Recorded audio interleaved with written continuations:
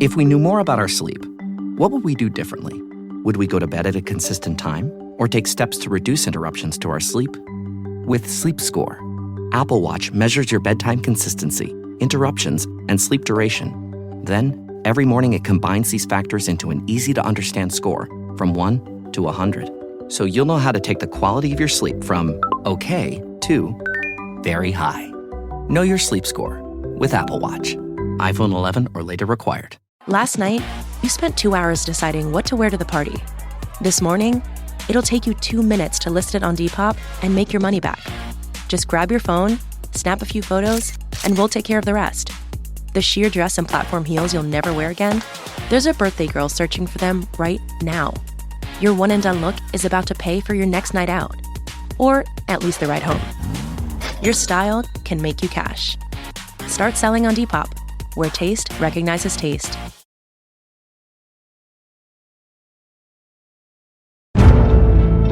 Welcome to The Hypnotist, the show that gives you inside access to cutting-edge hypnosis with real clients facing genuine issues. Brought to you by the hypnotherapist demanded by celebrities, CEOs, and even royalty, Adam Cox. These recordings took place live from Adam's clinic in London's world-famous Harley Street. So, get yourself comfortable and enjoy today's episode of The Hypnotist. Hi, it's Adam here, and you're about to listen to a hypnosis session all about breaking a dependency on ketamine. And ketamine is one of those treatments that has been gaining popularity because it has been proven to have positive impacts on people with anxiety, some elements of depression, and enhanced neuroplasticity. But with anything that has benefits, it can lead to dependencies. And I was working with a client that had really used it to make several breakthroughs, but now they were in a position where they felt that they were becoming too reliant on ketamine to live their life in the way that they wanted. What this hypnosis session does is it treats it like you can bank the benefits of everything that it's done up to this point, but without needing to keep using it. And it uses a metaphor of training wheels on a child's bike, because training wheels can be very useful for a young child to learn how to ride because they don't fall off. But it's only ever meant to be a temporary measure. If a child is using the training wheels for too long, then they start becoming too dependent and they start believing that they can't ride the bike without them. And that's a very good metaphor for any drug that has a time when it was useful, but is now becoming dependent. And I would say this session could also work for people that have used the GLP-1 treatments. Now, whether that's Ozempic or Mounjaro, those kind of medications may have had a time when they were beneficial, but if people can only maintain a weight if they keep using them, again, you've got that element of dependency. So this session uses regression to a time where they did not have any ketamine and felt very clear-headed, very resourceful, and in a good place. And it uses that to remind them that actually they probably don't need ketamine anymore. So if you can relate to ketamine or any other medication that you feel too dependent and you feel like you've had the benefits, but now you're just getting the dependency, you will get some value from this session. It was created for an individual though. Therefore, some of the references to being on a lake house in India probably won't make sense for you if you've never been to a lake house in India and haven't felt good without any dependency in that place. But at a metaphorical level, it can still work for you. So just disregard any suggestions that don't directly fit you. Absorb and accept any suggestions that are beneficial.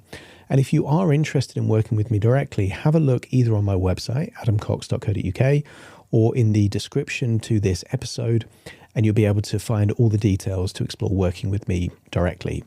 For now, though, all I want you to do is to find a quiet, comfortable place where you won't be distracted or disturbed. Relax and enjoy the session.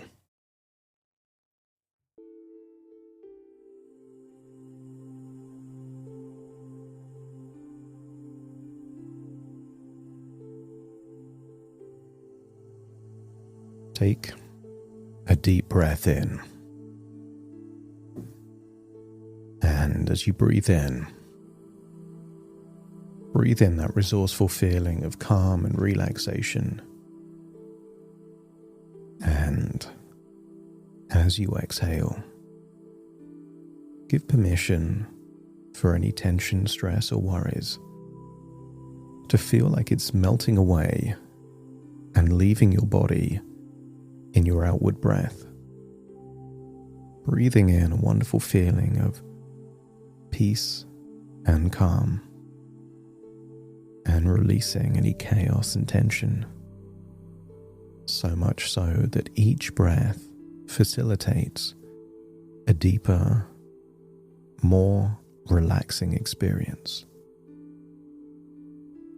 With your eyes closed and eyelids feeling heavier, you're able to focus more on the sound of my voice. Each breath takes you deeper and more relaxed, enabling neural pathways to be more receptive to change. And as your physical body relaxes, your imagination awakens. So just scan your body and see if you can assess any ways to improve the comfort of your position. Take a deep breath in and just release as you exhale. Then another slow breath in and an even slower breath as you exhale.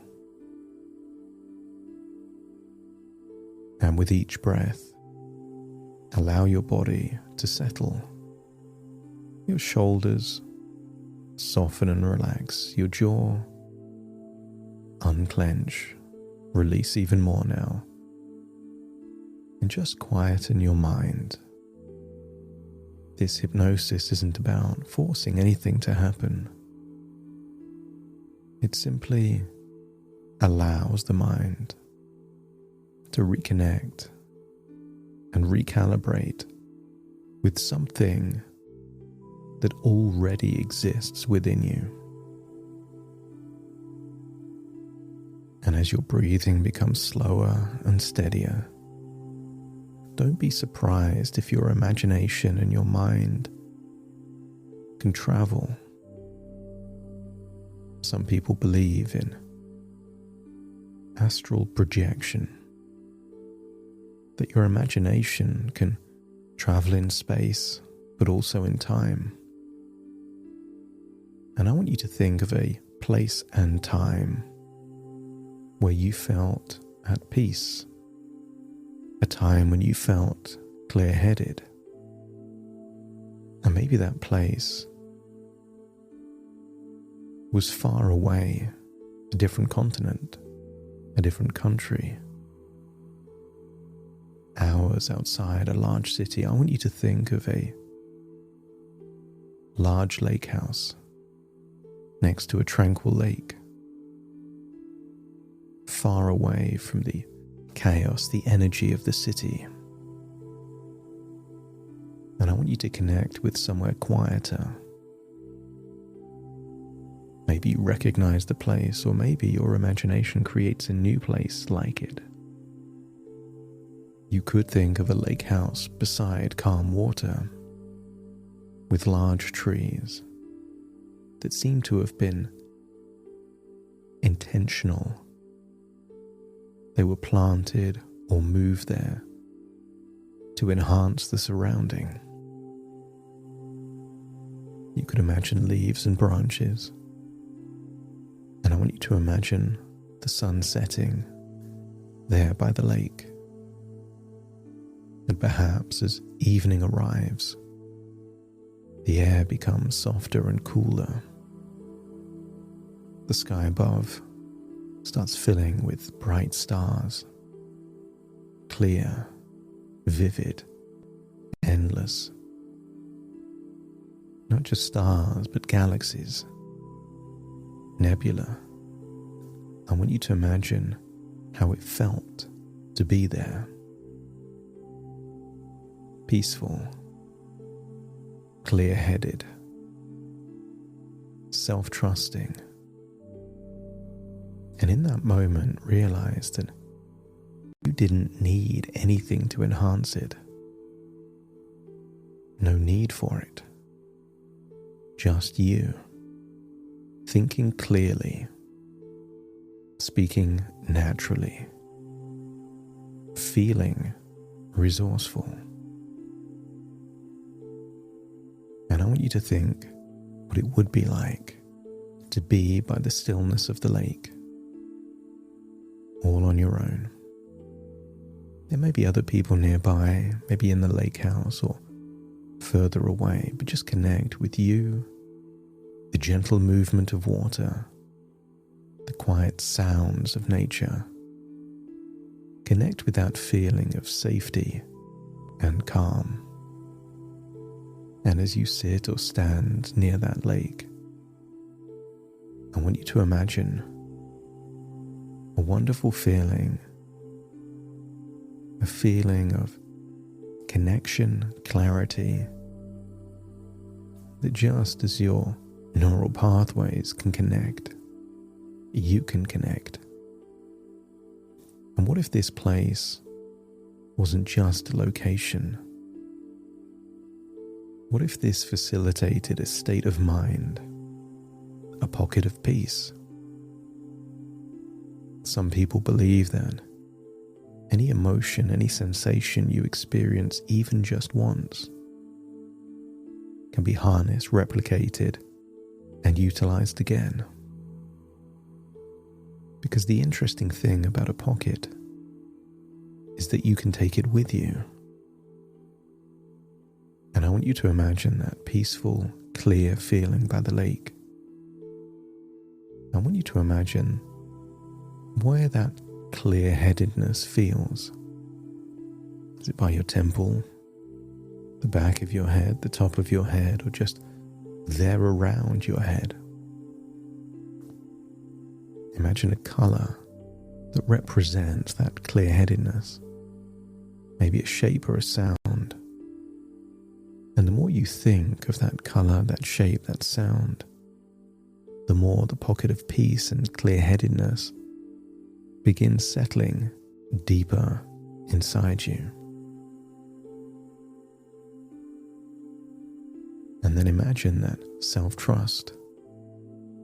Maybe you feel it somewhere deeper, the gut, the solar plexus, the chest. And if that had a color, a shape, a sound, what would self-trust feel like? What would it be like? And the combination of that clear-headedness and that self-trust is your pocket of peace. Whenever you think of these colors, sounds, and shapes, whenever you breathe the way you breathed there by the lake, it's like reaching into that pocket of peace and feeling you can access that state whenever you need it. Even in a busy city, even in difficult moments. And from this peaceful state, I wonder if you can detach and look at your journey with honesty and wisdom. Maybe there was a time when ketamine served a purpose. It helped open new perspectives. Maybe it helped your brain become more flexible, adaptable. Maybe it gave you the ability to see nuance and shades of grey where before it was just black and white. Maybe it helped you discover parts of yourself that had always been there but blocked. New levels of confidence, self-belief, creativity. And all those benefits are real. But what if now you realize something deeply profound? What if the ketamine was just the key to open up those feelings that were already in you? Ketamine simply helped you access them. I want you to imagine, perhaps by the lake this time in the daytime, or maybe somewhere else. Imagine a child learning to ride a bicycle. And at first they use training wheels to stabilize. The training wheels give stability. They give confidence. And they allow the child to learn balance safely. And for a time, those training wheels are helpful. Because if the child started trying to ride the bike on two wheels immediately, what if they fell off so many times that they created a belief that wasn't true, that they couldn't ride the bike? But when they learn to ride the bike with the training wheels, something interesting happens. They create a belief and identity that they can ride the bike. But if the training wheels stay on too long, then they stop helping. They actually start holding the rider back. Because the child stops learning how to balance and then becomes dependent on the training wheels. When the child already has the skill, already has the confidence, keeping the training wheels on becomes an impediment, not an advantage. And then imagine seeing the training wheels come off, not because they were bad, but simply because they served their purpose. And now they are no longer needed. And imagine seeing that child nervous, daunted, because they got used to the training wheels and then they wobble, but then they find their balance. And the moment they are riding faster and further than ever before, if you were to ask the child if they want to have those training wheels put back on, of course they would say no, because life is better without them. And as you imagine sitting or standing by that peaceful lake, you realize that you can bank everything useful.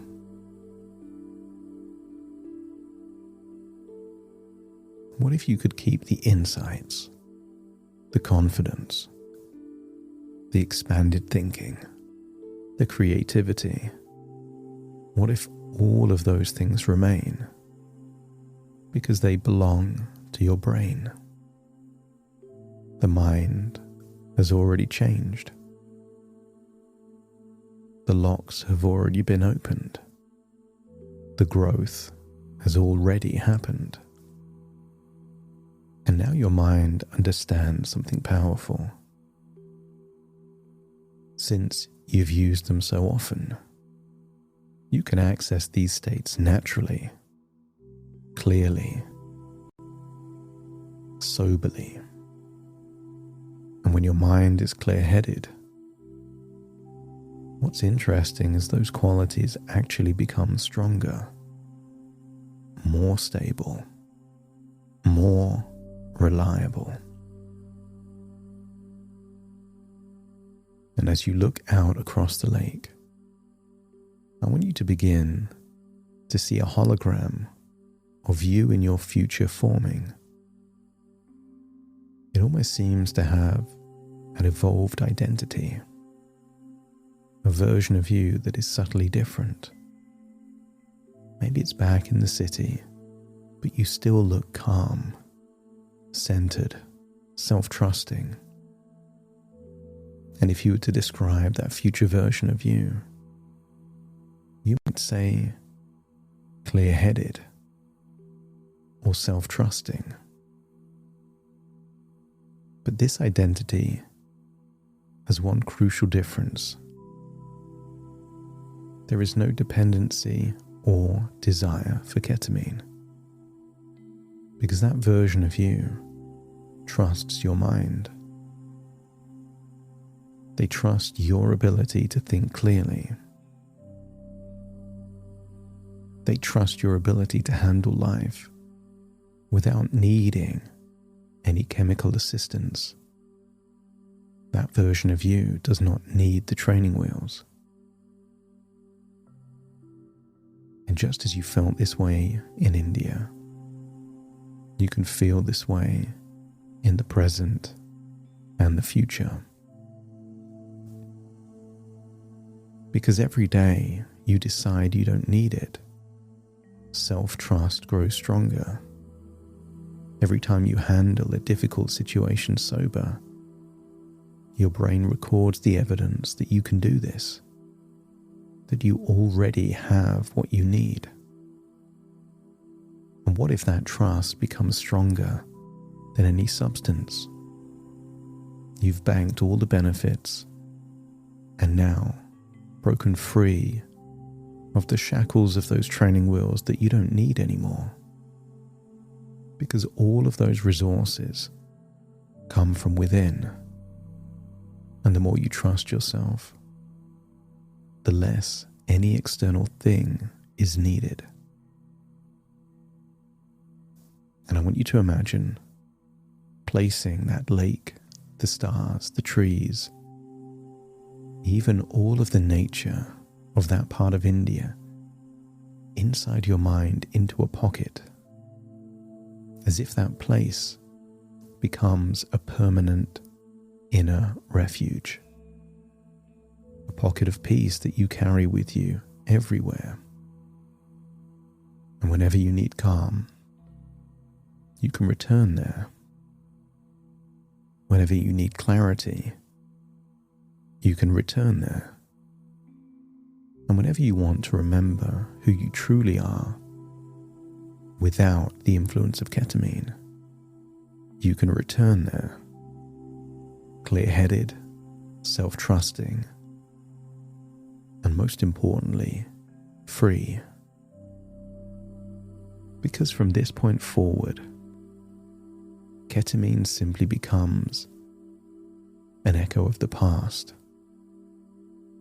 a temporary tool, a set of training wheels. They were useful for a time, but not only no longer necessary, now they are the impediment. Because you already know how to balance. You already know how to move forward. You already know how to trust yourself. And as that understanding settles deeper into your mind, that quiet confidence begins to grow. The confidence of someone who truly knows you have what you need. Your mind is clear, and your trust is within you. I want you to imagine leaving the lake, floating all the way up into the stars, and then returning all the way to your present. Reverse that astral projection back to the here and the now as you take a deep breath in through your nose and out through your nose. Just wiggle your fingers, wiggle your toes, connect and calibrate into the here and the now. As very soon I will count from 1 to 10 to awaken you, and you will awaken feeling clear-headed, full of self-trust, with a feeling that ketamine is no longer something you need, and in fact, don't even want. Starting to count. 1, 2, 3, waking up. 4, 5, 6, more alert. 7, 8, open your eyes. 9, 10, wide awake, wide awake, wide awake.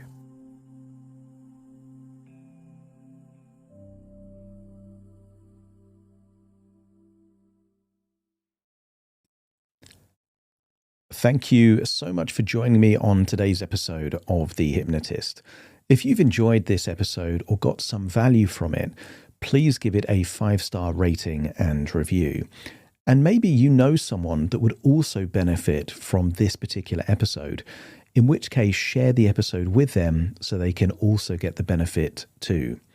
And if you would like to listen to this episode where it's just the hypnosis, so no intro, no outro, no explanation, just the hypnosis and completely ad-free, there will be a link in the description where you can subscribe at a very low cost and only get access to the hypnosis. So if that's of interest, please check that out. Thank you again for being a regular listener of The Hypnotist, and I'll see you again soon for more.